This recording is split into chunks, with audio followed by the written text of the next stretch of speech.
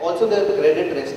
We are trying to keep the advisor and this distributor and the manufacturer, principal distributor relationship intact. So the brokerages are going to be paid directly from the manufacturer to the distributor. So there is no credit risk that an advisor carries with this platform. So this is how we differentiate between us and the others. Correct. Right? I think these are the two reasons that I wouldn't have joined any other platform. I would probably join this platform. So Nikhil, let me ask you one more question.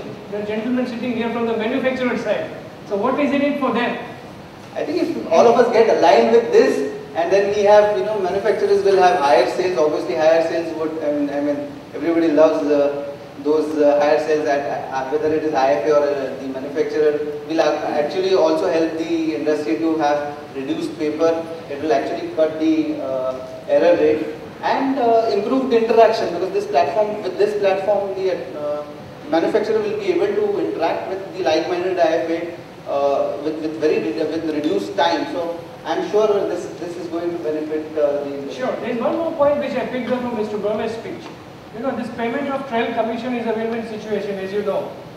Either for investors' point of view, distributors' point of view, or MC point of view over a 10-year period. That's what Mr. Ayush also said. Yes. Long-term investment. But what do we do in meantime? How do we survive today? Now, 10 years, 15 years sounds pretty good, pretty logical. Correct. But how do we do it? I'm sure NA will cut down on many of these costs. Yeah, and the members joining will also definitely benefit out of this. Correct. And also, as we saw earlier, that the advisor has like I said, this platform can actually enable the advisor to pay online. So the investor will actually pay online with one single click. Like Mr. Kirkere talked about it, that 2-check is a non-starter. And this will actually, if an investor wants to invest 5,000 rupees or 10,000 rupees, sure, the service charges can actually be built into it, and with the single click, one more click, the fees can also be paid to the advisor. Sure, great. So I think with this... since technology is the key issue, I would like to introduce Mr. Atul Khanna, who is our Chief Technology Officer. He will actually come us and show us a little demo. It will just take 5 minutes, and sure, we'll get to see how easy it is to actually transact from this platform for a foreign advisor. Thank you very much. Sure. Thank you. Thank you.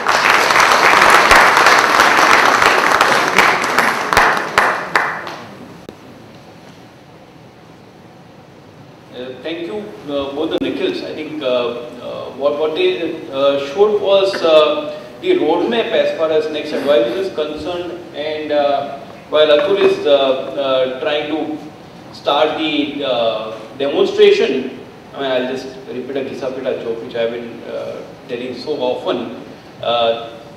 Today, it's easy to understand why technology stocks fell 2000 onwards. Okay? When you really want it, when you really want to showcase it, sometimes it doesn't work. Where we want to actually enable the advisor to use technology as much as it can help him, but beyond that, I think it's his relationship, it's his integrity will actually help him to get more business. Thanks. You actually stole the words from my mouth. That's exactly what I wanted to follow up with. And especially looking at the relationships that the IFAs enjoy with their investors, and the problems that most of us have seen, and what the panelists also brought out, that IFAs are closer to the client, they have built those relationships, and if you look at the book of the business coming via the IFAs or sourced by the IFAs, that's where you largely see the SIPs coming in for longer period and the money staying in for reasonably longer period. Now, that longer period, the problem is the costs are always short term. Your revenues are long term. Where do you bridge that gap?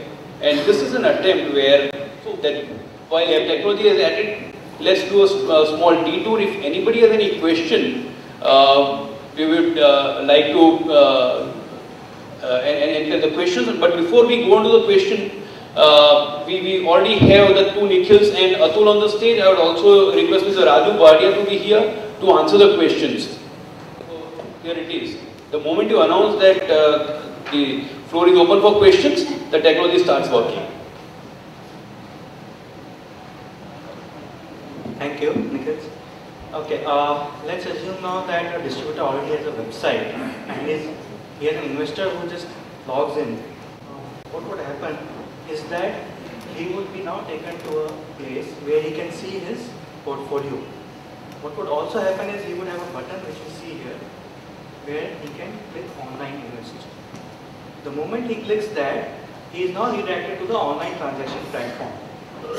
Now as you can see, this platform is white labeled, so we can see Nike Wealth here. So this will ensure that the brand identity is maintained. Now the investor would just have to ensure the authentication so that he can go inside the platform. We have not checked it, so unless we have entered the correct thing, we don't go in. So what can an investor do? He can do purchase, he can do wrap. Wrap is a combination of funds which he can purchase together at one click. He can do a sell, switch, he can do a shopping cart. Now difference between a shopping cart and a wrap would be that a shopping cart would allow him to purchase as he desires, where a wrap would be suggested by the advisor. Assuming that I want to go to a shopping cart and I want to purchase. So we will see the list of funds for which the distributor has already tied up with the manufacturer. So once these funds are available, I can now select. Supposing I just want to randomly select this. And all the funds which are available would be listed. So the minimum investment details, whatever the offer documents, everything is available to the investor. Suppose I want to purchase, and if I were to make an error, we were talking a lot of error rates going down. If I now want to purchase on 5,000, it will not allow me to do that.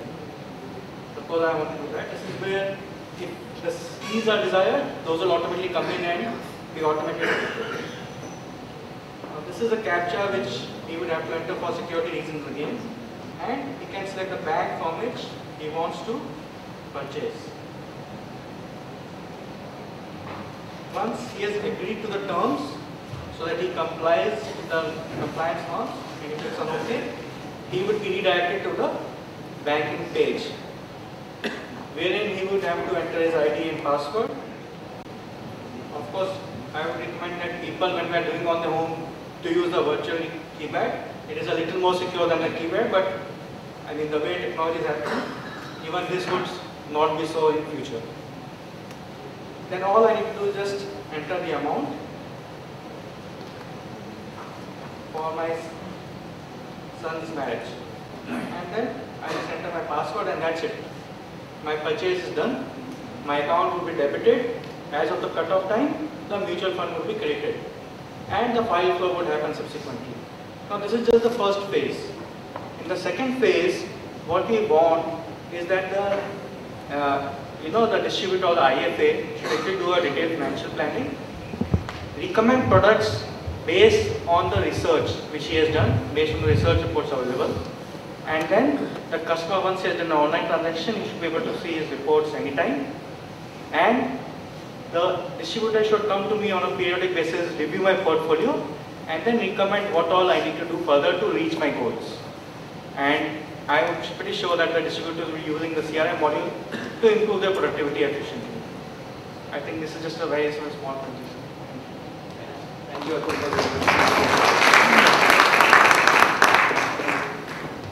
Thank you very much, Atul. So, basic idea of this meet today was twofold. The primary objective was to look at what are the possibilities and what all can be done to take the industry to the next level of growth. At the same time, it was also to launch the concept called NextAdvisors. It's not really a product launch. It's just the first phase which is started, and the actual product launch will happen at a later stage. Thank you very much to both the Nikhils and Atul for their presentation. Thanks a lot to the panelists. May I please request you to come on the stage if anybody from the audience has any questions for either the NextAdvisors or the panel members. The floor is open for Q&A. Or maybe you can continue to sit there and anybody has any questions or any it can be taken at a later stage over dinner also. The choice is yours. said. So how this KYC requirement and things like that would be worked out?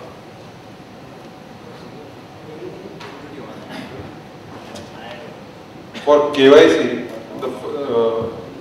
just before I register a client, an IFA will have to enter a client IFA agreement, and that client IFA agreement will basically take care of KYC, and this is a single time KYC that an investor or an IFA will have to do, because traditionally today for KYC, even though the KYC is done, as an IFA we need to attach the KYC letter with each of the transactions. Here that cumbersome process will be reduced to only one single process.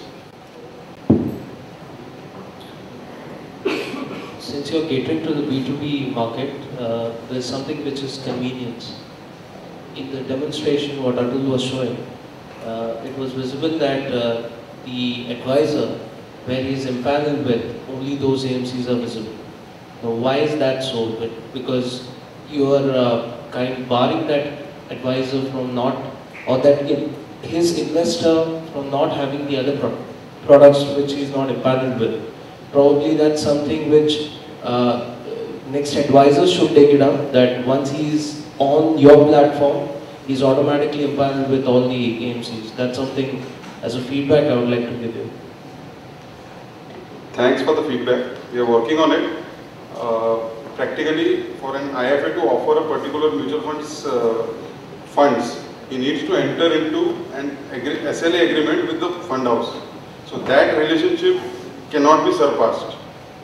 So an IFA who is empaneled with the fund house and also has an SLA agreement, only then we can activate his schemes.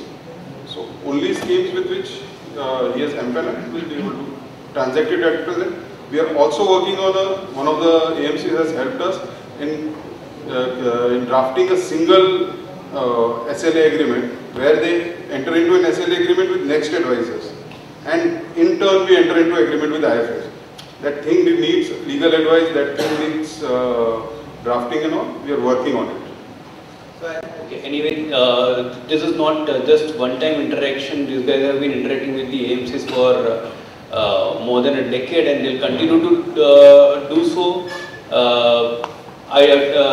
Let's wrap the event, and I'd invite Anirudh to propose a vote of thanks.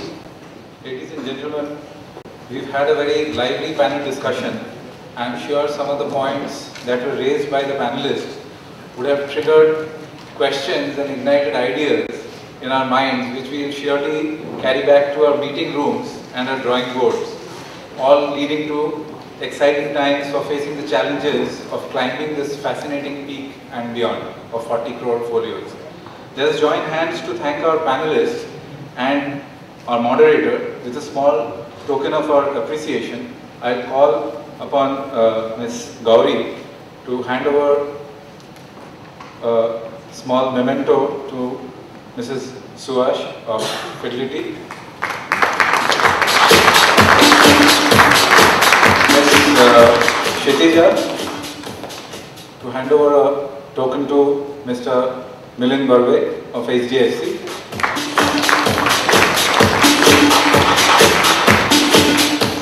Ms. Mallika to hand over a memento to Mr. Bindal of Templeton. And sorry if you could please come again. To Mr.